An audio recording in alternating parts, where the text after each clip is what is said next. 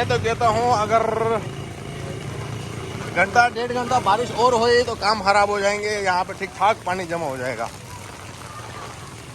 टटोलिया शहर की हालत ही ऐसी है, 15 आधा घंटा 1 घंटा बारिश हो जाए, अगर तेज़ बारिश भी हो जाए ना, पूरा शहर डूब जाता है। नालियों का निज़ाम यहाँ पे ख़राब है हद से ज़्यादा। भाई भी देखो मज़े ले रहे हैं बारिश के। हवा तेज ज़्यादा चल रही है, अभी छतरी भी काम नहीं कर रही है, कभी आगे से लग रही है कभी पीछे से लग रही है।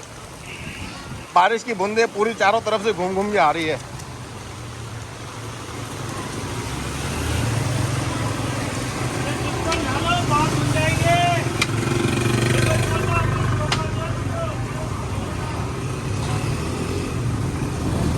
बारिश फिर रुक गई।